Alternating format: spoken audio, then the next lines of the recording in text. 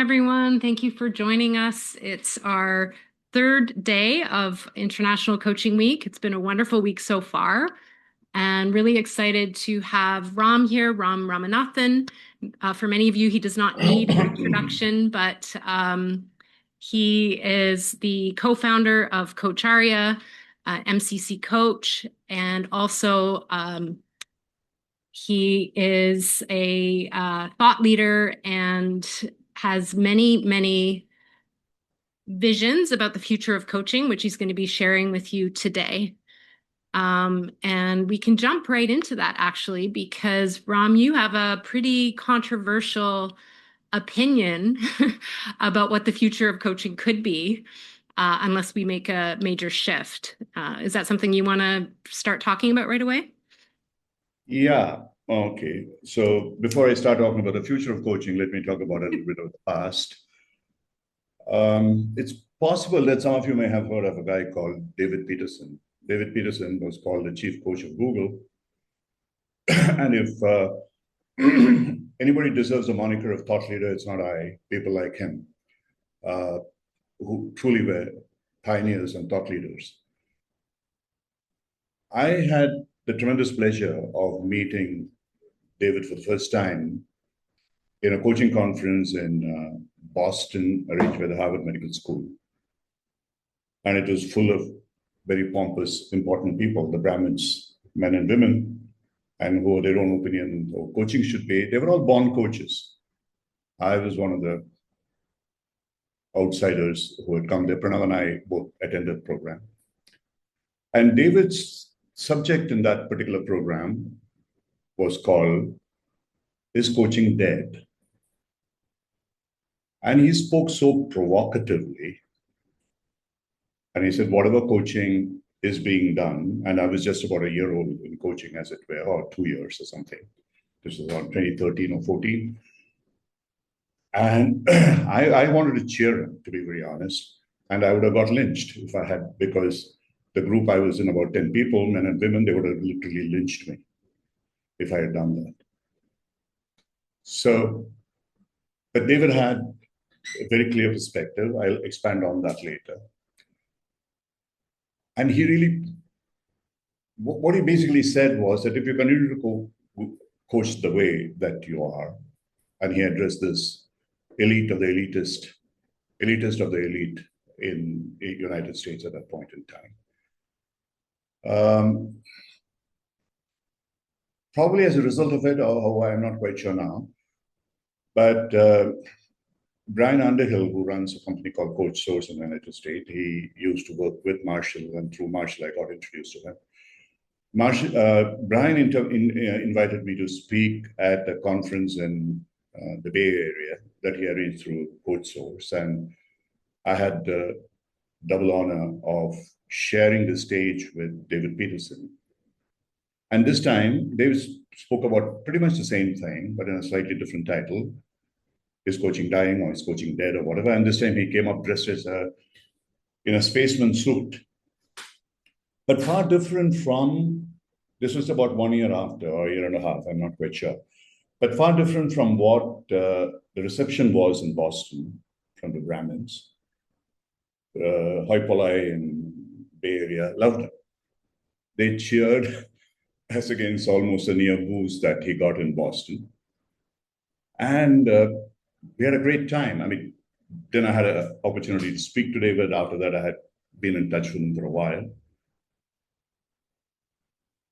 Why I'm sharing this is this, that as I progressed in my coaching, and I got my credentials in the year 2012, 2011 or 2012 or something like that. And in about 2 or 3 years of coaching, and I had been in the corporate space, I had been an executive CEO and all that kind of stuff. And while I made changes in people's way of thinking and their behavior, and the organizations acknowledged that, there were 2 things that I found which didn't quite sit well with me. This was a very personal opinion. One was that I found, and for some reason, and probably because I was that kind of a leader when I was running companies, I was authoritative, aggressive, direct, all that a coach is not. And now that I had become a coach, a kind of converted person, so I probably sort of empathized with the kind of people who were similar to me. And I had developed a reputation as being a good coach for working with people who are aggressive and made their colleagues and subordinates cry, as it were. And I was pretty successful. So I was sought after, and then many of the companies did that. So over a period of about a couple of years, 2 or 3 years, and I started coaching in 2012 and maybe around 2014, 15. And this was a bit after I met David and heard his talk. I started trying to monitor what happened to those people who I coached. And I found, it was roughly about 3 years, and it was a very informal kind of study going back to them. Many of them kept in touch because I had this policy that when I coach somebody, I would tell them that, here, look, I'm here for life to support you. And you don't have to pay me anything. If you have any issues, you can always reach out to me. And the people did reach out to me. And I found, on an average, 50% of the people that I had worked with and who I had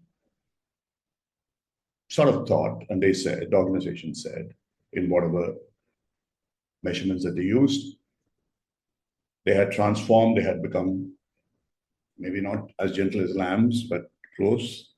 They were no longer aggressive. I found roughly about 50% of them either regressed or they resigned from the companies. And I just couldn't understand. I talked to some of the organization, and I would say roughly half and half. About 25, 30% of that 50%, which is 50, 60%, they actually left the company. And when I contacted them, and these were the people who actually told me, we are leaving the company because you coached us, we would like you to know. Said, why are you leaving the company? He said, in a sense, I mean, I'm not trying to boast here, but what they basically said was that something that you created in us, it made us believe that what we are doing is not what we wish to do. I used to work with them on, because I had a spiritual background before, and I used to work on things like purpose and passion and stuff like that. And so they said, we don't feel comfortable working in this environment, we are quitting.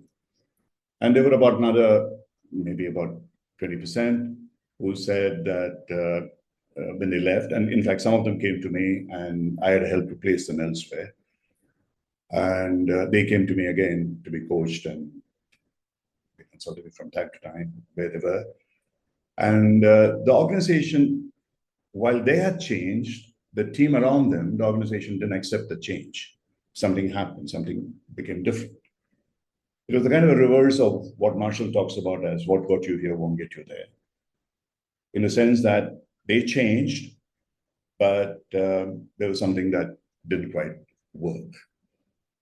So that was around that point in time, I came in touch with Peter Hawkins, the guru of systemic coaching. And I met him at his farm in Bath in UK. And eventually, he is now an advisor for us. He's been a mentor. We have done several courses together, programs together for Coacharya. And he said, Ram, this is exactly what happens. If you try to coach individuals and try and hope that the organization would change, that's never going to happen. And he explained the reasons why, and I completely sort of aligned with what he was saying. And he was also an extremely spiritual man, as is another mentor of mine, and who's also an advisor on our board, Marshall. And they're both highly, highly spiritual. Marshall is a Buddhist, a practicing Buddhist. Peter has a guru who's a Sufi. His whole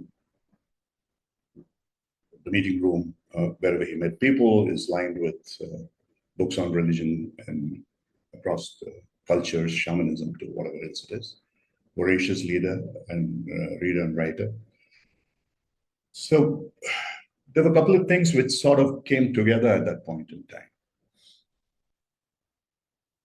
One was that if you just worked on individuals, does the organization benefit? And there's a question that I keep asking all organizations. They go by some kind of mom and apple pie kind of philosophy. Oh, if you coach people, coaches are going, they are going to get better. Do they really? Even if they do, how does the organization benefit from it? There are some totally inane measurement systems which have been promoted. They don't measure anything direct. It's all secondary, tertiary, like derivatives. And just like as derivatives are, they are dangerous. There is no ROI that you can determine. And then the smart aleck answer is, oh, coaching shouldn't be based on ROI. And what is supposed to be coaching for? Then why do you charge money? Then why don't you do everything pro bono? That would be the next question. We want to make money as coaches. And if you want to make money, are you offering the value for the money? Is it going to be measured? So when I started talking about it, it wasn't pleasant, actually. Many coaches didn't like it. But some of the coaches who couldn't care about what they earned, etc., and they were already up there, they said, yeah, what you're saying is true. And when I started talking to organizations then, I said, can you tell me what in your organization, how you have benefited? Do you have any measurements? They didn't. Believe me, they didn't. And if any of you, I would dearly, dearly love to have any of you tell me, Ram, what you're talking about is nonsense. I'm able to show. And how you would be able to show, I would like to know. So, which is why I moved to initially, not initially, I did move to, as Coacharya, we steered towards that, into what Peter Hawkins calls a systemic team coaching, where individual coaching is a part, but it's not the soul. There's a teamwork, group work, etc. And it's very firmly founded on the Kurt Lewin philosophy of organizational development, which then has been propagated by people like Edgar Schein, Peter Senge, Otto Scharmer now with the theory, and so on. That between the individual and the organization, and for the individual, the organization is almost always faceless, because very rarely there are some companies where you identify with a particular leader, what he does or she does. But in most cases, it's like a kind of an amorphous, faceless kind of a thing. Nobody wants to take responsibility. There has to be something in between, which is like the team. And similarly, in an individual's case in life, it's between the community and the individual. There is the family structure, or family and friends, or whatever you might want to call it. So that's a Venn diagram of OD, where three circles meet: the I, the self, the team, the community, and the larger ecosystem, or whether it's organization or the world beyond. That made a lot of sense to me. And initially, when I started promoting it, I used a simple logic. And soon after, I was able to make better logic when Project Aristotle of Google came out. And it said, unless high-performing teams, which are the core of all management work, success has to be founded on psychological safety, which Amy Edmondson beautifully sort of set up with her case studies and books and all that stuff. And the second was interdependence. And then Google said that you have to, the Project Aristotle said that you have to have three factors, which are more systemic structural factors, which are a meta objective, which is larger than the financial measures. Second, financial measures, specifically ROI based. So they can prove that this has happened and they can evidence that. And the third is a kind of a reward and recognition system, which should be established. So around which we developed over a period of time. And this won an award at the Global Appreciative Inquiry Conference with David Cooper on what we call now the SPEED program, which is our systemic approach. So we moved from the individual to systemic. So I used to tell organizations, this was pre-COVID. If somebody, very often people came to me with 6, 7 people, sometimes 10 leaders and so on. And one of my first experiments was with a globally renowned company, very, very famous, where I had 10 people who were all in a particular discipline where in my earlier avatar, I was a guru. And I had told the sponsor that I would not be a kind of a mentor to them. Coaching is very different. He said, fine. And I was working with them, and they had been given a project to achieve, which had, let's say, argument's sake, $200 million in terms of savings or whatever. And the sponsor said, I just would like you to track what they are doing and where they are going. So this was for 10 people over a year, 12 sessions. And those days there was no Zoom, nothing. It was just on telephone in India. And they were all in different parts of India. And at the end of about 3 sessions, the sponsor, who I knew before, he said, hey, Ram, what's going on? I said, look, I don't know. They don't seem to be really talking about it. There are a lot of blocks, and I'm not quite sure what the heck is going on. What do you see on the ground? I said, no progress at all. And this is not really working out for us. Do you have any suggestions? So I said, I'll come back. I'll think about it. And I went back to him and said, could you give me a chance to meet these people as a group? Maybe for 3 days, I would like to do some experiments with it. And I did some study that. At that time, this whole space of systemic coaching and team coaching and all that was very amorphous. It wasn't very clear. And so, cut a long story short, I met with them for 3 days. So I met with them as a group first, and it turned out that there was a lot of noise. Everybody was talking at each other, not to each other. So we spent some time in terms of a few team building exercises that I had known at that time from my previous avatar, which wasn't anything great. Today, we have far, far superior psychologically proven methodologies which work. And then I met with them individually in between, and then again collectively as a group. This last day when I met with them as a group, and it went on for fairly long, and they truly started appreciating each other's problem. They started communicating with each other. At the end of it, they gave me a commitment that now we will talk to each other. They were all colleagues, and it was a company where collaboration was very well practiced even then. A couple of months later, as we're going on with my training coaching sessions of about a month thing, so the sponsor came up, called me and said, what kind of a miracle have you wrought? I said, I have no idea what you're talking about. He said, out of $200 million or whatever, they have already done $120 million worth, which is on its way to this thing. I said, I have no clue, to be honest. I just got them to meet and got them to talk about what they had to do together. So this led to my conceptualization of the speed process. And I try to approach many other companies. I mean, when they approached me, I would tell them, so you want me to coach, and I used to charge pretty high in the Indian space. My fees were distinctly higher than most of the people. But I had several overseas customers as well as that time.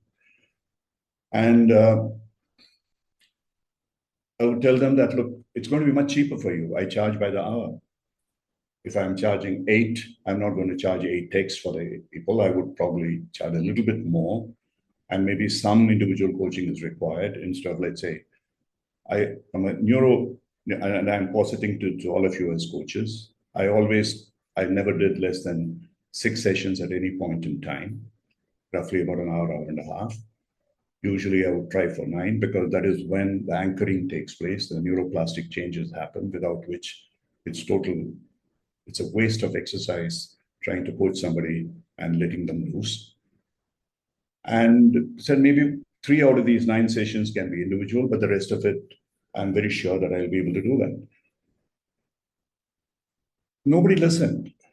For quite a few cases, the poor HR people, They said, oh, why don't you talk to the leaders? And I would talk to the leaders. And they wouldn't want to be coached together. So a couple of times when I met them together, I asked some of these people, famous companies, if you guys call yourself a leadership team and you don't want to be even coached together, what does that mean? And of course, I didn't get another call from them. They probably blacklisted me. But something happened during COVID time. People they were in difficult straits. So when they came to me and said this time, I said, look, you want it to be done cheap, and this is the only way that I know how. I'm not going to reduce my hourly rates, but then this is what will benefit you. So believe you me, today, I just don't do individual coaching, except if it is really for pro bono, when I have to help somebody or whatever it is, occasionally for some entrepreneurs or CEOs. Most of my work is in team coaching, and we are doing pretty well, thank you. So we were able to move into this coaching thanks to COVID. Unlike COVID, which destroyed many companies, for us, it helped us to build the systemic coaching business. So that's one part of, and I talk about the other, and I'll go into details later. As I worked with the systemic coaching element, what came out very clearly was, yeah, that's okay. You're talking about a team. Peter Hawkins especially says if you have a group of 12, there's a 13th fairy, uninvited fairy, which is the total team, though you don't even know what it is, the invisible gorilla, as it were. So how do you measure that? That was difficult. How could you sort of have a multiple vision, multiple hearing, multiple whatever at the same time? How do you zoom in onto the individual, and can you zoom out into the group, and so on and so forth?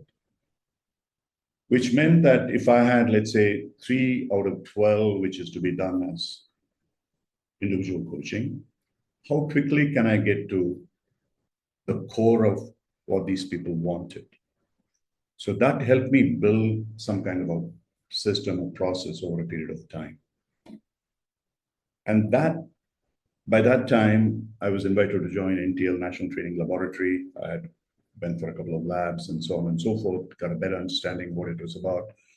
I got seriously interested in theory. You went into some detail there. And many of these things helped me to learn how, what in OD they call as the understanding of self, the inner self, which is also called introception, how that is really the core of coaching. So I just want to break here at this point in time. So when David Peterson said, and I didn't know him that well to have had that discussion, and I'm very sure he would have probably said the same thing to me. When he said, is coaching dead? He didn't mean it as a process. I still believe that the coaching competencies, whether it's ICF or EMCC or whichever, they are extremely sound, starting with the ethical coaching mindset, an outcome in mind, which is meaningful, evidenceable, etc., in a safe and trusted space where the coach is non-judgmental, present, listening, inquiring, exploring, etc., to evoke awareness and move into action. Extremely sound. I mean, you can make a few changes always. That's not what the problem is. But the problem is, are we as coaches using the competencies well? And Tracy introduced me as a thought leader. I feel like an imposter. What kind of a damn thought leader? I don't think I am a thought leader. I'm a thought follower. I listen to people and I say, hey, this is how it seems to be happening. Can I derive something from it? Somebody like probably David Peterson was a thought leader.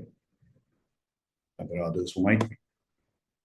And I see coaches whom I have trained who have never been in leadership positions. And I find it very, very sort of difficult for me to advertise myself as a leadership coach.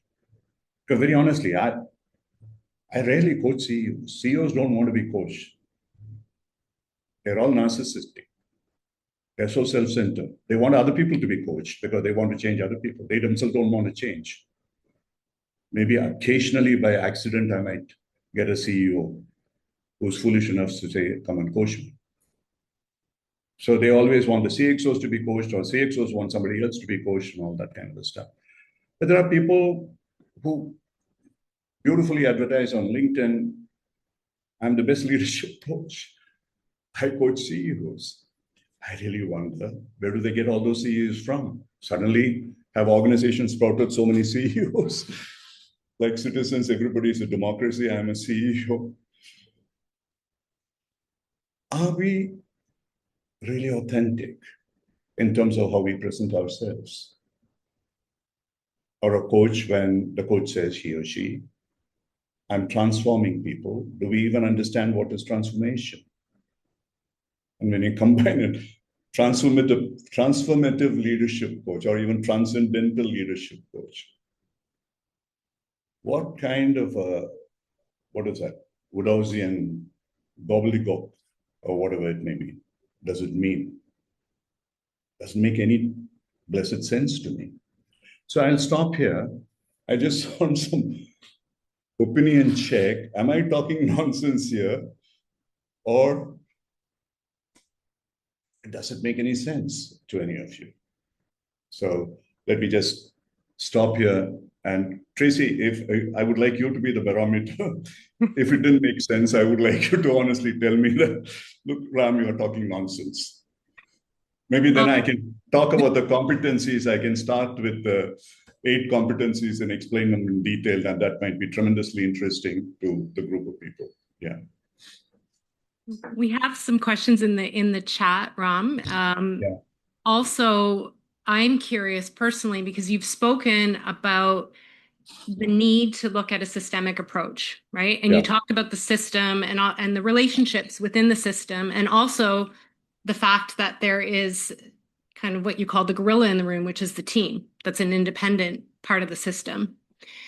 And then, but you also talked about how it does come back to self. And so I'm curious about that dynamic, and then also how that integrates with the spiritual component when you talk about self, system, and spiritual. Okay. I mean, are there any questions which relate to that subject, or can you read out the questions on the chat so I can combine all of it and answer it together? Yeah, so there is agreement with you in the startup ecosystems, the founders that want everyone else to change, they remain the constant. And then it is making lots of sense, whatever you shared so far, many things resonating. So we have resonance. And then I agree with Tracy in regards to the next exploration. So those are the comments in the chat. Actually, I would like somebody to say that I'm talking nonsense. That would make a lot of sense to me. Okay. So anyway, coming back to what you said, let's put it this way. What does spirituality mean? Spirituality doesn't mean it's religion. Spirituality is about, in a deeper sense of the word, an understanding of the quantum physics reality that we are energy beings. And this was said 5,000 years ago in a scripture called the Isavasya Upanishad, probably one of the oldest ever said. But the opening verse says, everything that is here as matter is energy. And that is E equals mc squared. Once you understand that, what really follows from that is that you are as unique as anybody else. You're equal. Their needs are your needs. And if you truly internalize that, it leads to automatically from the inner self-awareness to a systemic awareness. It cannot but. So I just want to posit it, Tracy, with something else that is happening. Pranav has a friend who is, I'll name him because we have had webinars with him, Varun Soni. Varun is the Dean of Religious Affairs of one of the largest universities, most respected university of Southern California in LA. and it has about 60,000 plus students. And we both met Varun and we talked to him. He said one of the biggest problems, and in fact, in some kind of a dialogue, not very continuous, 5% of the population of these young people, who probably would be classified as Gen Z now, are they suffer from suicidal tendencies. They are with amongst other people. They are not alone in that sense, but they feel lonely. They feel depressed, and many of them start questioning, what does life have to offer me?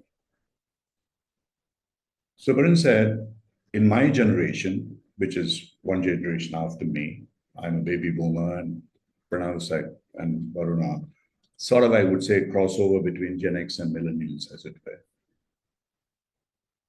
The question was about what would make me happy. But now that question doesn't even arise. They are convinced that nothing will make them happy.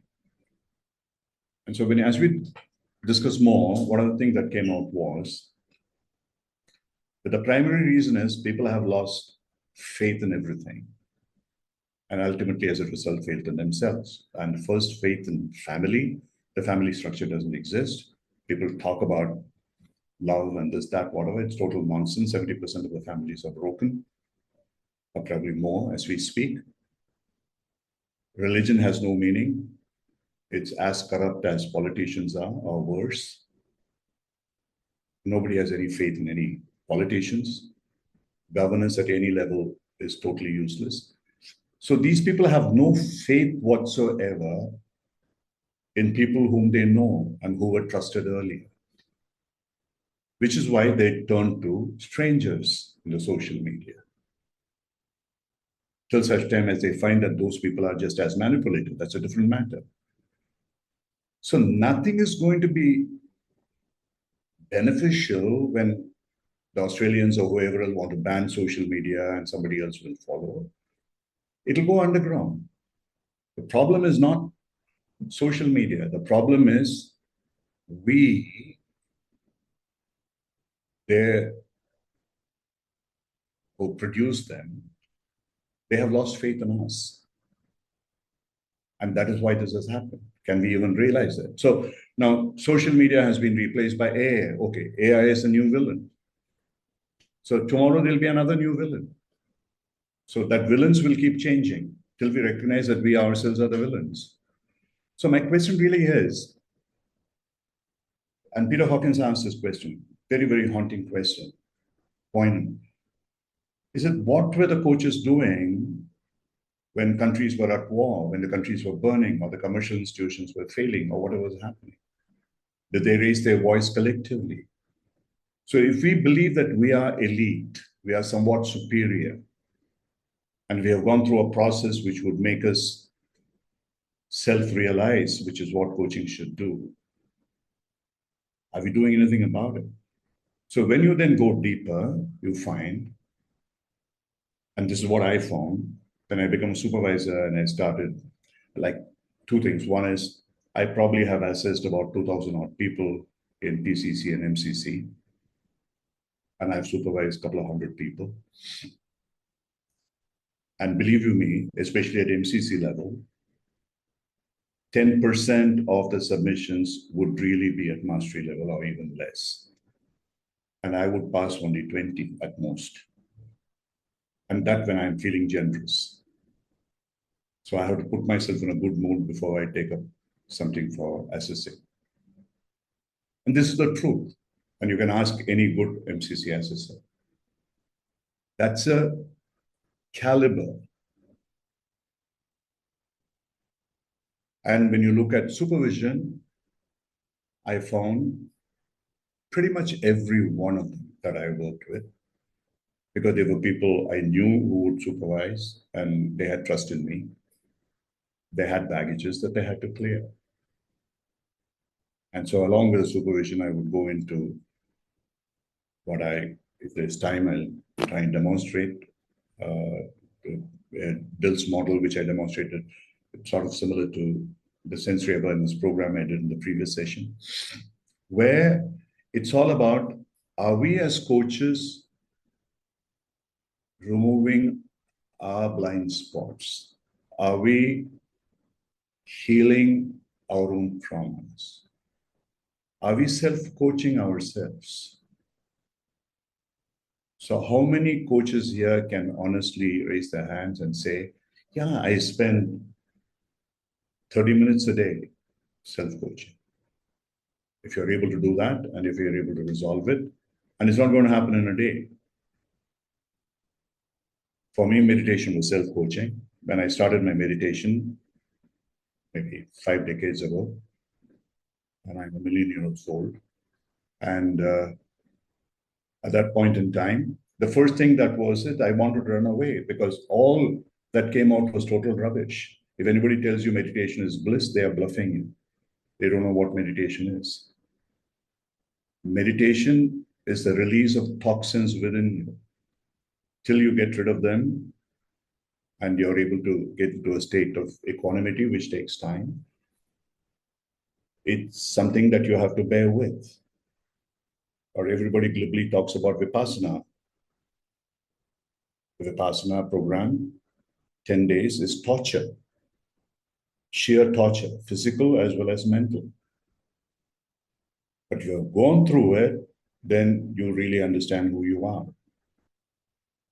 So these are difficult exercises, and so is coaching. So if every day, beginning of the day or the end of the day, you sit down and think about what all have I done today, and what is it that I shouldn't have done, it'll start with 99% of what you have done you shouldn't be doing. And gradually over a period of time, it'll improve. I mean, this is not music to anybody's ears, but this is the truth. If you really want a mirror to look into and show your face, and this is the face it will show. So that awareness of the self, the introspection, is essential as a subjective assessment, evaluation of one's own inner state of being, which will definitely improve the way that you are extracepting, you're looking at something else.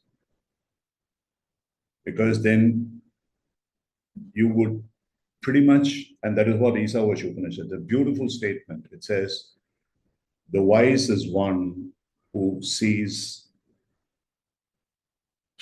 themselves in others and who see others in themselves.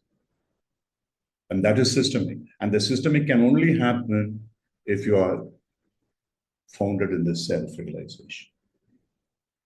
And this is what Kurt Lewin taught. In his OD, that was the core of his teaching. And today, and if you take Edgar Schein, who talked about humble inquiry and such, and you know that we have had webinars with him twice, and what he spoke to us about was exactly that. Peter Senge, his fifth discipline and various other things, again, are all about how that personal mastery is what leads to a team. It connects it beautifully, going to your point of how does the self come in with a team. They are inseparable. One without the other doesn't exist. And now Otto Scharmer's, and that's why I really love Theory U. And anybody here, if they haven't done it, they should take that 10 or 15-hour free course that they offer as a U Labs in the Presencing Institute.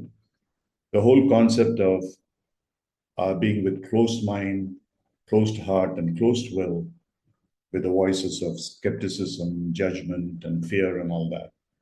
And how do we transform ourselves? How do we start opening? And that is what coaching is about, individually or collectively. So if you seriously practice that, then we cleanse ourselves, we heal ourselves, and from there we move into working with others. Otherwise, it's like when we work with learners and they say hypothetical issues, oh, what if this happens? My question always to them is that happening to you now? What is happening to you? Let's talk about that. Don't talk about some fantasy illusions, which yoga calls as a vikalpa, which is hallucination. So that is where the connection is. So yeah, let me stop here for whatever question. I don't know, maybe half of what I'm saying is going over your heads, but whatever little is going beneath the head, let's listen to that and see what questions come. Thank you, Ram. Yeah, I'm resonating with the seeing self in others and others in self. And if what we're seeing within ourselves, we're not able to accept, if we're not able to love, then we're not going to be able, we're going to be projecting that to the outside world. So I totally resonate that. And that's a big part of the work. You also talk a lot about energy intelligence. So how does that, what does that mean specifically? Yeah, okay. Even though I talk about spiritual intelligence, actually what I'm really talking about is energy intelligence. Because that is really the being. The being is energy. Yeah, somebody raised a hand. Yeah, Nikesh, let me answer that before going into Tracy's question. Thank you so much, Ram. I really appreciate what you are sharing because you said meditation is the release of toxins, and I love this. And also you said around understanding the self is the essence of coaching. I love that too. Really resonates with me very powerfully because that is what I have been searching for in my own practice. And Yeah, you're muted. You're muted, Nikesh. so I really love what you are sharing, Ram. Really Yeah, appreciate it. yeah. I could see two books in your back. I could see the title. One I Am That and Om. And I just wanted to know who the writers of these books are because I think that I Am That is translated from Tattamasi. Tattamasi, is that correct? Yeah. That particular book, there are many people who have spoken on that subject. That particular book is by Nisargadatta Maharaj. Got it. And Ramana Maharishi speaks about the same in a different way. And what is the other book? AUM, is it? Om.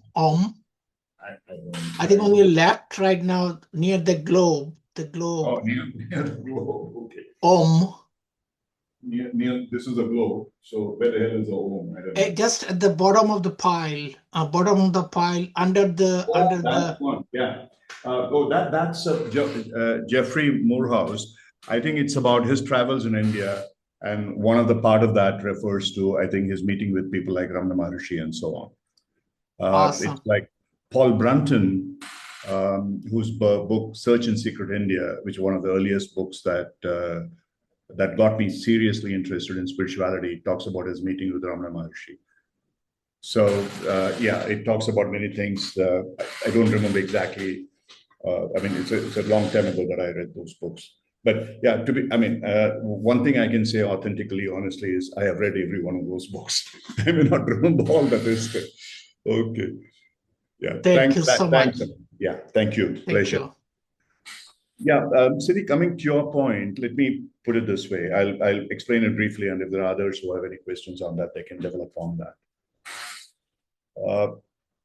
Neurobiologically, from pure science, the first responders of any experience that we have are our senses, the five senses. And somebody says, okay, intuition is a sense, maybe whatever, but at least the five senses. We see, we hear, we feel, we taste, and we smell. Now, these are stored not in the brain to start with. They are received by the 50 trillion cells in our body system.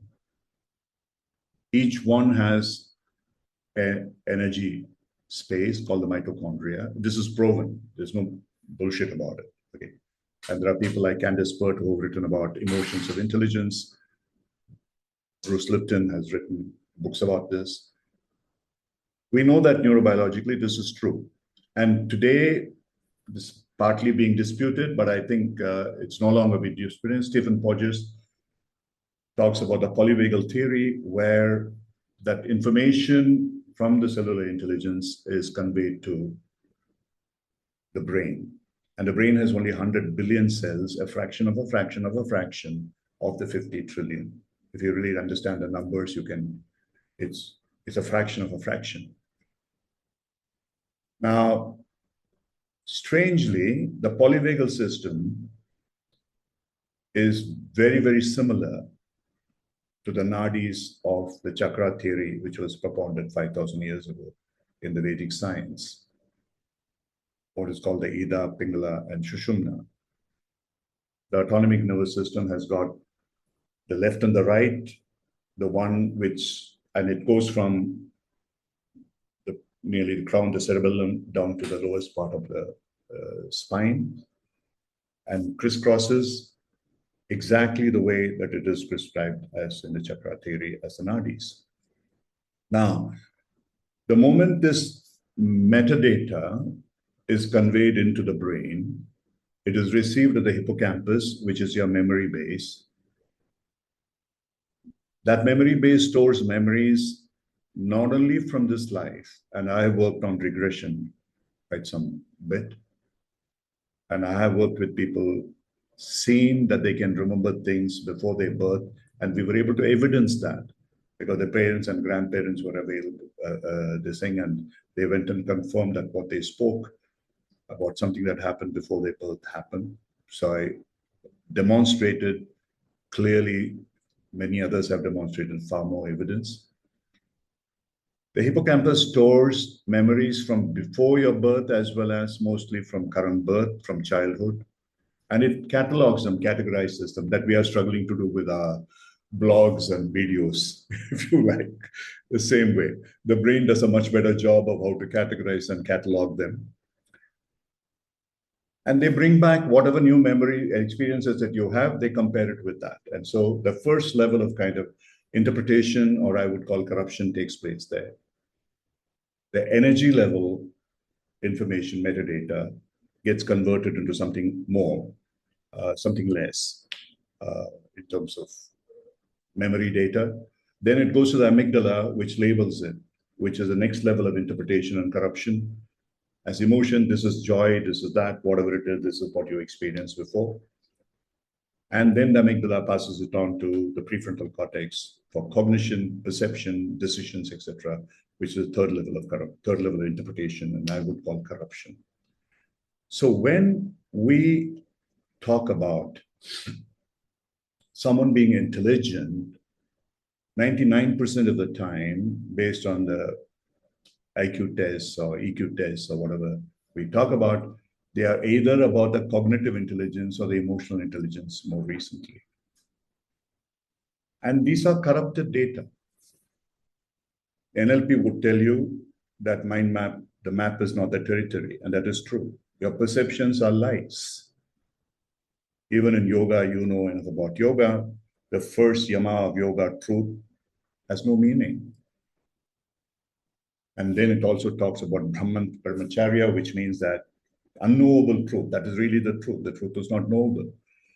And Buddha clearly said, any truth which is harmful to another person is not the truth. So whose truth are we talking about? 20 people looking at the same situation would see it in 20 different ways. And you have today countries polarized, 50-50 or whatever. So there's no one particular truth. It's perceptions. And even if you look at emotions, very often the emotions may be a little bit more genuine than the thoughts, but they are not fully genuine. They are influenced by the conditioned memories. The only thing that is true is the first level of metadata, which is stored in your senses.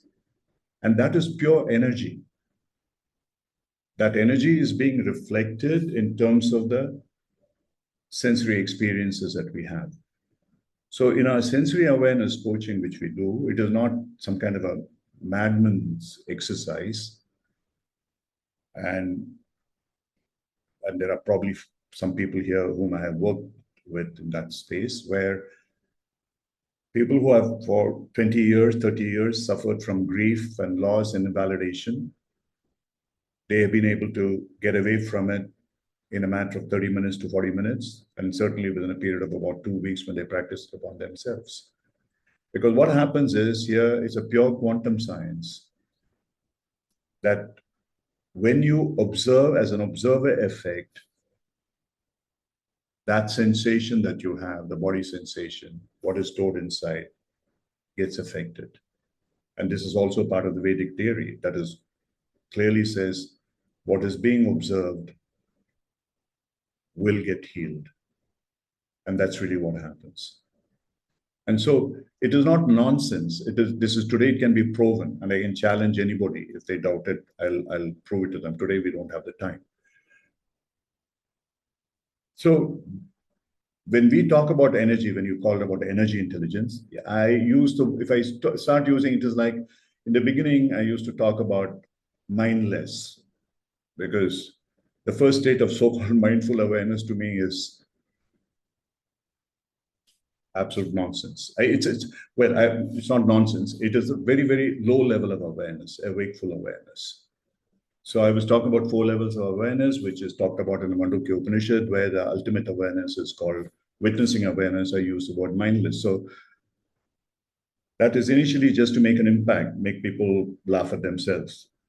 But beyond that, I would call it mind-free now. That's what Zen calls it, the no-mind awareness. The no-mind awareness is, in a way, exactly what the Coacharya symbol is about. The zero is when the mind space becomes zero, your ego becomes zero, your potential becomes infinite, and you become energy. So very, very simple. All that seemingly simple. All that you have to do is to let your ego go, which I have been now trying to do for many, many decades. It doesn't fully happen, but at least you can make some kind of asymptotic progress towards that. When that happens, at a point in time when, like Amit pointed out about Nishakadatta Maharaj or Ramana Maharshi and so on, they were the few people, very rare people, who were able to get into that totally egoless state. They were able to respond from that state of absolutely no judgment, no inner voice. And that space is, unfortunately, for most people, asymptotic and aspirational. But if you can get there, that's what would be called a self-realization. So, which is the reason why I call it as energy intelligence I would rather call it energy intelligence and spiritual intelligence. Even calling it spiritual intelligence, I find it difficult for people to understand what it is. What are you talking about? Whose spirit are you talking about? Are you talking about a ghost, or are you talking about some other spirit or soul or whatever it is? No, I'm talking about your inner being. I'm talking about the energy that you have inside you.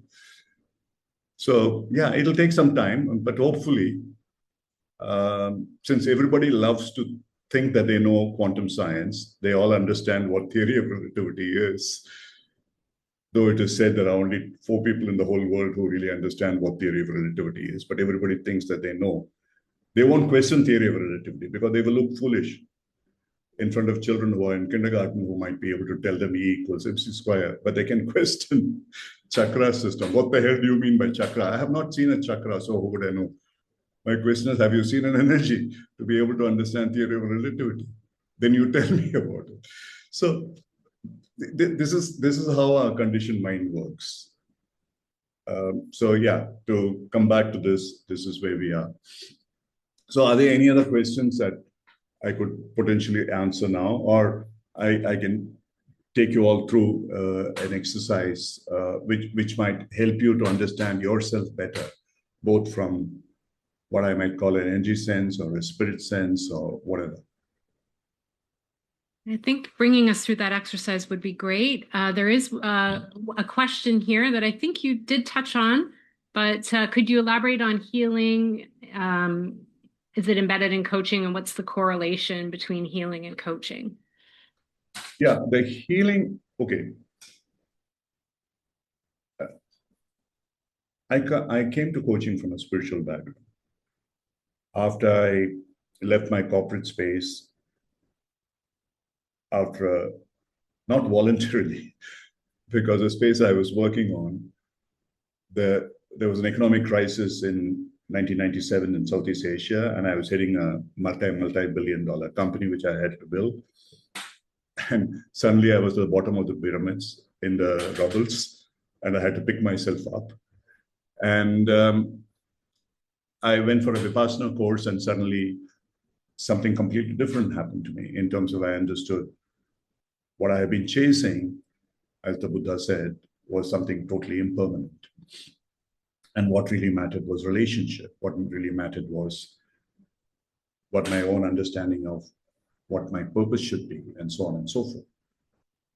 So from there, unfortunately for me, but probably fortunately in some ways, I got into the clutches of a charlatan who called himself a guru, which is why I hate the word guru, because it means taking you away from the darkness into light. And all these idiots who post themselves as gurus, not even one of them has ever seen the damn light. And they take you into greater darkness. 99% of them, pretty much everyone whom I have met. That made me realize at the end of about 7 years that if I have to believe something in myself, either I believe in somebody who's dead, who is not able to influence me, or I would like to believe in myself, what is called the inner guru, the Atma Guru, as it is called. Both of them helped me to discover a part of me which was able to heal me, and then in the process help heal other people. This was before I understood the scientific background of it. You are not a healer, you are just a conduit. And the way you work with somebody in a very empathetic, curious, generative way, even just by listening, and if you're able to hold a mirror to them in terms of for them to feel what they are going through, which is what the sensory awareness process is, then it becomes a healing process. It is like, I mean, it's a proven quantum science concept. In the quantum science, when they break a molecule in a, what is it called, a atom breaker, cyclotron, and so on, if somebody looks at it from a camera, the subatomic particles will move in a certain direction. If somebody else looks at it, it'll move in a different direction. And this was very powerfully articulated in the Vedic space as Srishti Drishti or Drishti Srishti, two ways. One is you are seeing at what has been already constructed, or you construct what you see. Observer effect is about what you construct, what you see. And today, this is a proven quantum science theory. So what really happens in that kind of a coaching, as you work with somebody, the person, Nita has gone through it. There are several other people in this room who might have possibly gone through it with me. I've demonstrated in at least about a dozen ICF chapter meetings. They actually, when they start learning to sense what is happening in their body, and they look at that sensation morphs, eventually disappears. And so what started off as a painful, sometime in a scale of 10, almost 8 or 9, completely vanishes. And that's what is healing. And so it is not a pure hallucination philosophy, but it's actually proven. I can provide any number of incidents to support that. So that's what the healing is about. And I mean, if this audience is interested, they can always request you for another session where I'm prepared to devote the entire time on demonstrating how that healing happens. Yeah. Thanks so much, Ram, on that.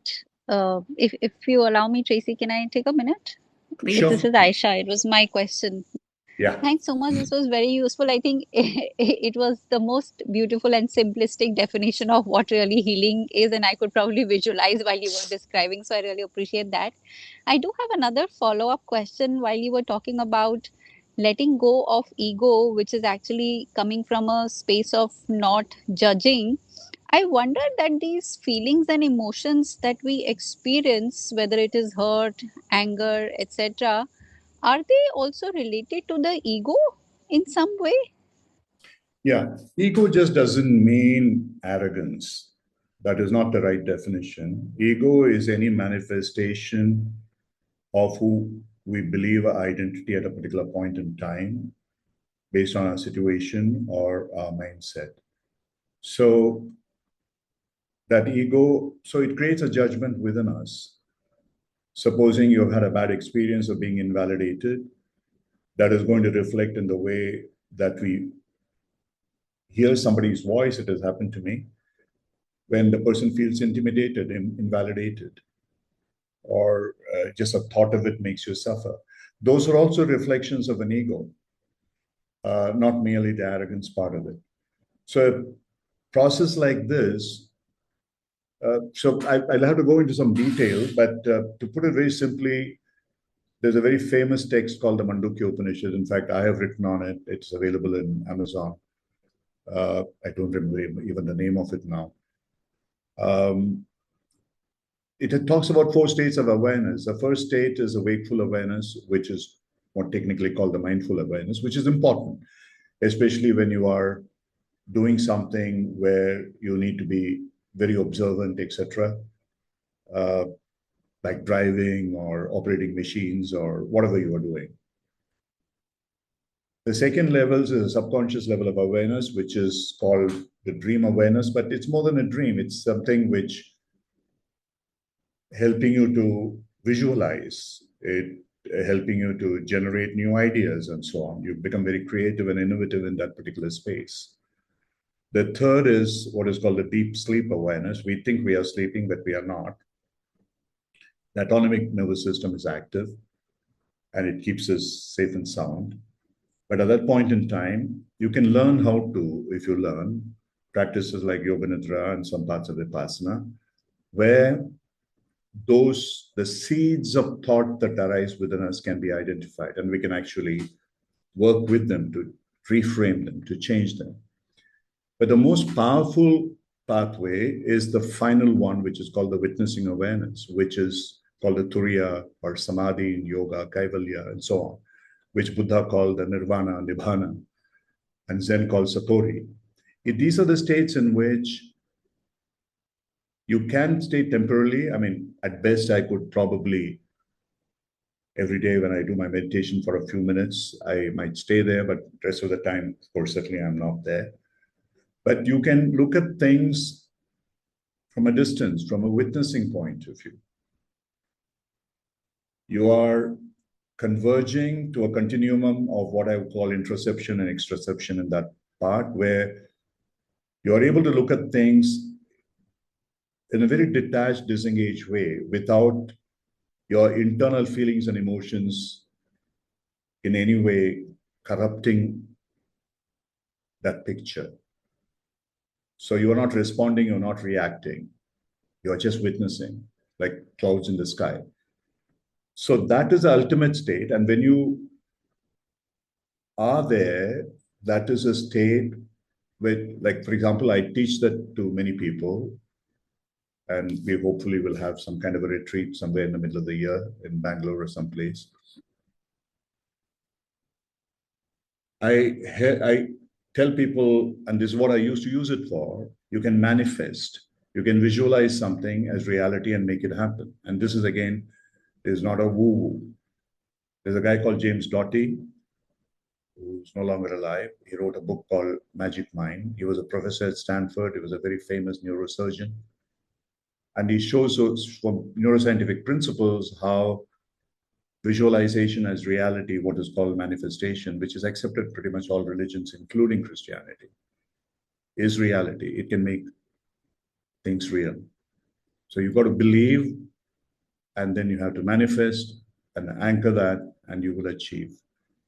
So in that part, you actually can use the disengaged state into something which is very powerful, which can help in multiple ways, provided what you are wishing for is not just for you, fulfill your greed, but for a larger need. And today, even if I try to do that, I find it difficult because then I slip into a state of a pure acceptance and gratitude for what I am. So eventually, in any deep spiritual practice, the end point is just that. The end point is you're glad to be alive. You're just joyful. You're fulfilled. And you accept that with gratitude. And in that space of gratitude, if you wish somebody well and you say that this can happen, things happen. I mean, what I'm saying may not necessarily resonate with everybody, but I'm speaking from actual experience. And I've worked with probably hundreds of people or maybe more, where they have been able to evidence these things happen. So this can be taught. So I started with saying, are we acting as coaches? These are ways in which we can really act as coaches. Yeah, if you have to make money as well. That's fine. But can you spend part of that time in selfless activities? Can we do some good? Like we have Mita works with us quite a lot on that foundation work. We work with underprivileged youth and underprivileged women. And that's tremendously fulfilling that you are making somebody's life better. So why can't we as coaches do that as well, in addition to what we do? So yeah, when we start doing that, then we will start making a difference. And then coaching will not die. Otherwise, the way we are currently doing cognitive coaching is a fulfillment of ego, bluffing people. I don't know, if you haven't even cleared your own garbage of invalidation, which I have found with many, many people whom I have supervised, how can you pretend that you can clear invalidation of other people by a cognitive inquiry? Which is a harsh question. But unless we ask each one of us that harsh question ourselves, we would be cheating ourselves. Yeah, Nitesh, you had a question. Ram, I love this 3 dimension of leadership intelligence: self, systemic, and spiritual. Do you have any particular book recommendation that can give me more about what you are talking about in this 3 dimension from the perspective of coaching? First, look, you have to extrapolate, deduce any of the Upanishads. If you put them together, I would strongly suggest you read Eknath Easwaran, a good point to start. His book on Upanishads is an unadulterated, pure translation. And just read it again. There's some explanations he gives. And there are some books by the Ramakrishna Mission, a famous person, I forget his name, illustrious guy. He wrote a book on 3 Upanishads. Nisha, by any chance, do you remember the name? It is Swami Sarvabhaupyananda? No, this was before him. He's probably no longer alive. He wrote on the 3 major Upanishads, Isa, Keno, and Katha Upanishad. But anyhow, there are others who, especially from Ramakrishna Ashram, Gambhirananda, and others have written.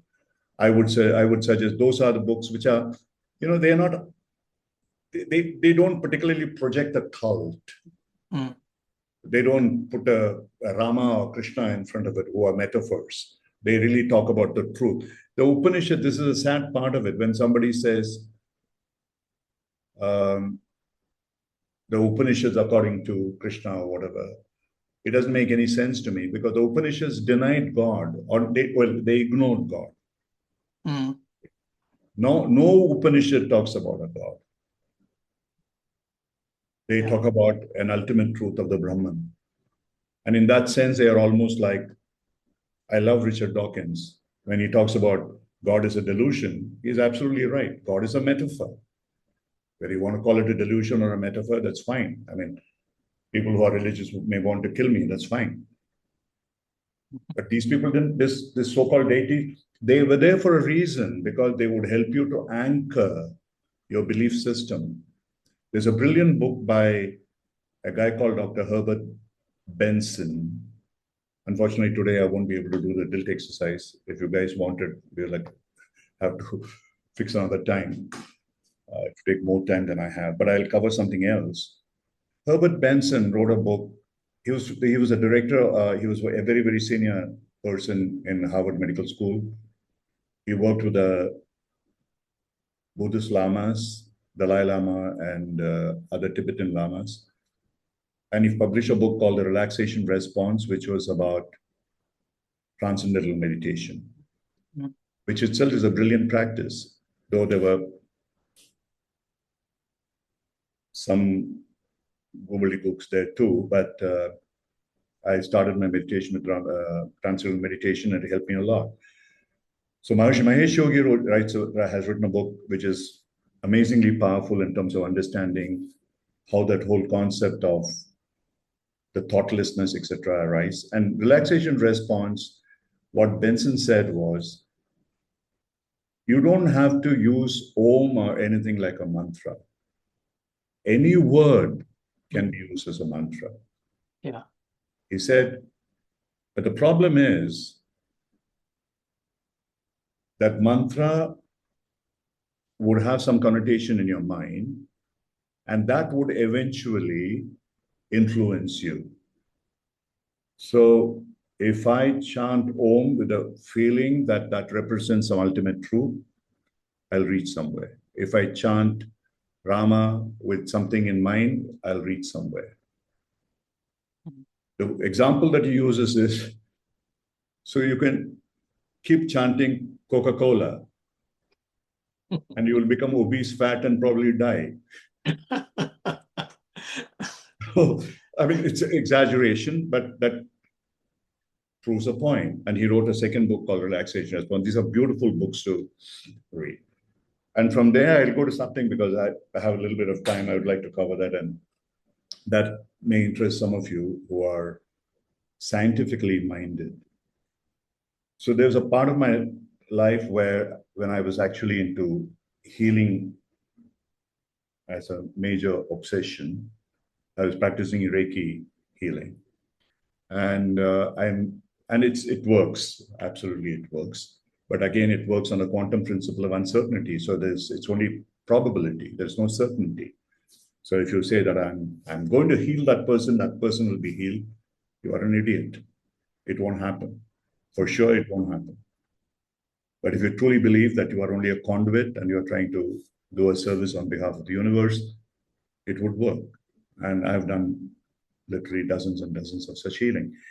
So there were a couple of these British researchers whom I met in Singapore. At that time, I was in Indonesia and Singapore.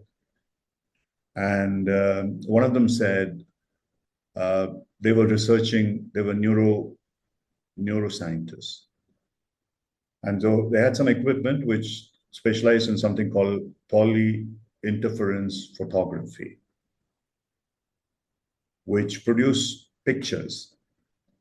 And they said, we'll make you wear a skull cap when you're meditating, we'll measure your brain waves, and we'll capture these pictures. So I told them, yeah, sure. But I can go to Serangoon Road, if you know Singapore, Serangoon Road, where most of the Indians live, and there are these machines where you put $1, it'll give you a picture, which is essentially for them to sell you jewelry and stuff like that. I said, if it's like that, then I can spend $1 and get that done. So why do I need to come to you? No. This is scientific. So I said, what do you mean? So if you're going to do healing meditation, you will turn green. I said, okay, I'm willing to try your experiment. So I spent half an hour with them, and half an hour, they took, at an interval of 2 minutes or 3 minutes, they took 10 pictures of me, and they put the skull cap on me. At the end of it, they showed me the pictures. I was like a brown Irishman. I was green all over. Most parts of my body, except a couple of parts which I knew I had problems with. I had chronic back pain, it became black and so on. And eventually they did a tremendous amount of work in diagnosis of ailments, and they finally gave it up because that would have become self-fulfilling. They were extremely ethical people. They said, that's a good news. So do you believe it? I said, yeah, I believe it. The bad news, you were not meditating. I said, duh. So the machine that they had, it was hitting the top of the counter. And they were measuring primarily theta, alpha, and beta, 20 hertz. And the counter was designed up to 25. I didn't know any better at that time. So I said, okay, I was not meditating, but I thought I was meditating. That was in the year 2000. No, it was in the year 1900. 1990, sorry, 1990. 1995, Herbert Benson discovered gamma waves. He worked with the Tibetan Lamas, and he discovered these waves, which were from 40, went up to 60 or something.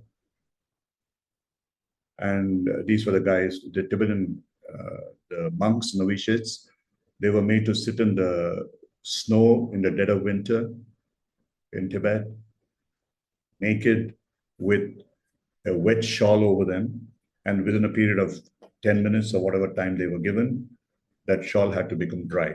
That means the body temperature went up to 120 degrees. Normally, you would be burnt alive. But they survived and they dried it. And this is real. This has been proven beyond doubt. Several experiments he has done. So somewhere around 1999, somewhere around that time, so they were still there. And I went back to them and said, would you like to test me now? They had better counters. And that showed I was meditating at between 40 and 60. Gamma meditation was not known at that time. Today, I mean, I'm going to something which is a little bit more difficult for most people to comprehend. Alpha was generally known to be in transcendental meditation and so on as a meditative state. It is 8 to 12 hertz. 12 to 20 is the beta, which is the waking state. Theta is 4 to 8. Delta is the deep sleep, which is 0 to 4. Gamma is about 40. And today, Tracy is helping me buy a biofeedback device through which I'll be able to calculate for myself where I am. But I know that I can oscillate between theta and gamma. And if I practice in a certain way, the heart-centered meditation, that can hit both theta and gamma. These are possible, and these are not fiction. These are reality. What do they actually mean? We don't know yet.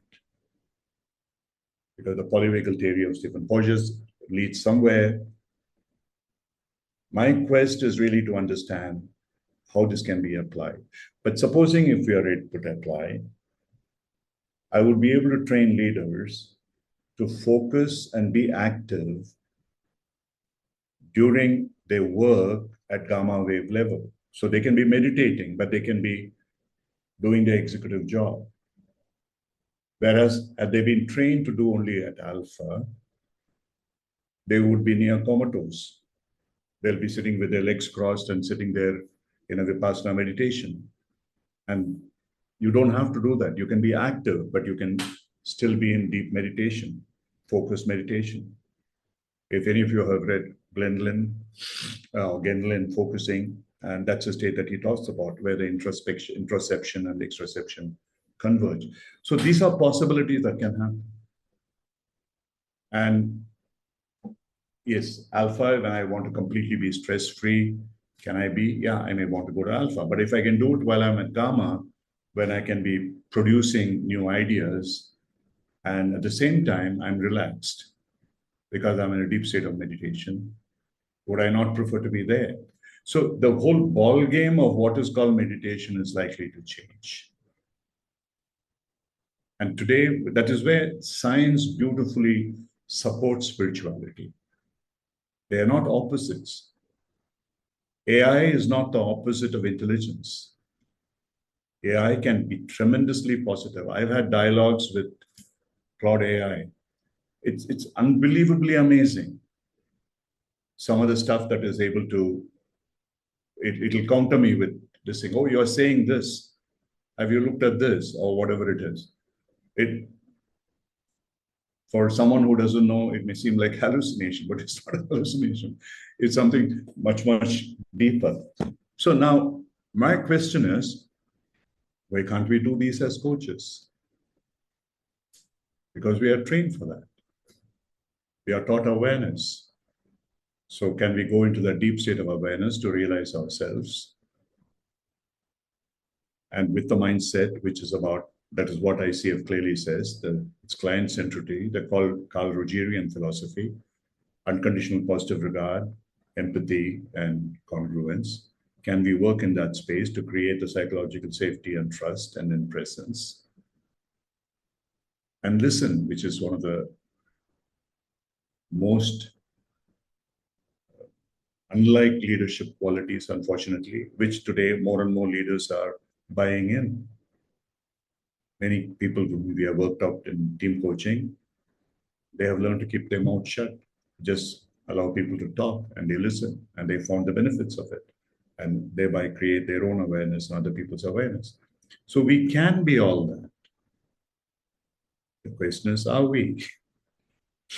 So is coaching dead, or are we killing coaching?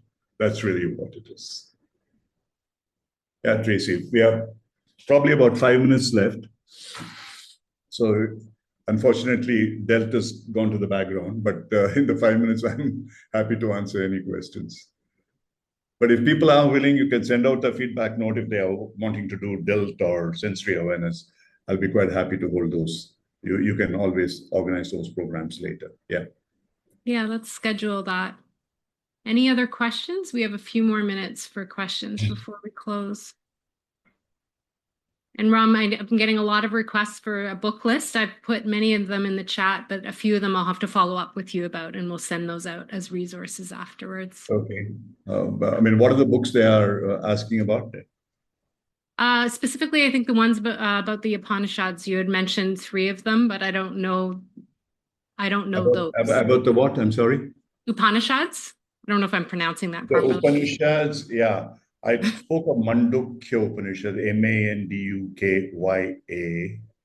And I'm not very proud of that book I wrote. It's better than most commentaries, but I'm rewriting it. It's published on Amazon under my name. Another one is Isa Vasya Upanishad, Isavasya Upanishad. Upanishad is Upanishad. That also, and there's a third book I wrote, I think, on something else, Ken Upanishad, 3 of them. But these 2 are important. And like I said, Eknath Easwaran, the book called Upanishads, it talks about the 10 principal Upanishads. It's an amazingly powerful book. It's a very How do you spell Ignatishwaram? I-G? Eknath. Eknath. Easwaran is Easwaran. Easwaran. The book is called Upanishad. Okay. It's available on Amazon. Okay. Great. Thank Okay. you. If you have any questions, or if anybody else has any other questions, otherwise we can close. Can you spoke? Oh, some Nita talked about interoception. Okay, I'll take a couple of minutes. Like I said, Nita, I mean, we talked about it earlier. Interoception, you said that Hari had talked about it. I wasn't quite aware of what he talked about. Essentially, interoception is a subjective experience.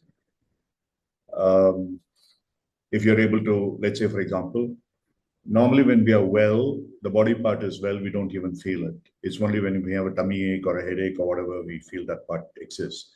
That is, in a sense, a negative way of putting interoception. But you can also have a very positive way of using interoception, where you can learn to sense. That is what I do when I take people through this meditative experience, which Tracy, if anybody wants, you can share that earlier recording with them when I did the half-an-hour meditation later with the sensory part, where you can actually feel your body sensation. So it can be like a lie detector. You've done something and you think you're feeling damn good about it. So when you listen to your body, it tells you you're a liar. It actually will tell you, because you will feel a heaviness in certain parts of your body. Okay, that is interoception. So exteroception is, yeah, you are looking at the sunrise. I can look at it like Nina looks at it every morning, and then she meditates, and that's a phenomenal example of a positive exteroception. And you can also look at an accident, you can get into an argument and so on and so forth in exteroception. But the question really is, which has been what is called a paradox, there are multiple paradoxes out there, is how do you sort of put these interoception, exteroception together? Because it's the same mind which is creating both. One is about the inner awareness, one is about the outer so-called objective awareness. It's not really objective awareness because it's perception. That perception is not the true perception. 10 people can have different perception of the sunrise.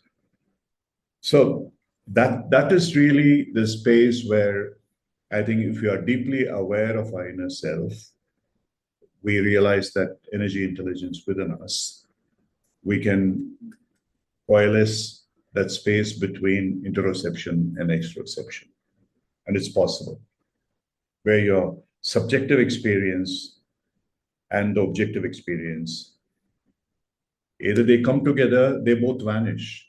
Then you are in that state where you are purely witnessing. I'm not allowing my ego to interpret inside or outside. I'm just watching. I'm just an observer, like the clouds in the sky. That's probably the point where the interoception and exteroception will combine. It's possible to achieve it. It's a bit difficult, but and in fact, at a gamma level, that's really what happens. This is what I experienced. Yeah, thanks, Thank Ram. you. Okay. Yeah. Tracy, all to you to close. And I'm glad to have spent this time with all of you, and happy to spend it again at any point in time. Yes, Ram, as always, your answers, I think, have provoked many other questions. So we'll definitely talk about scheduling some follow-ups to this. Thank you, everyone who has joined. We will be sending out some resources after this session. So much for coming and for being so open with your energy today. Thank you. Take care. Thank you very much. Bye.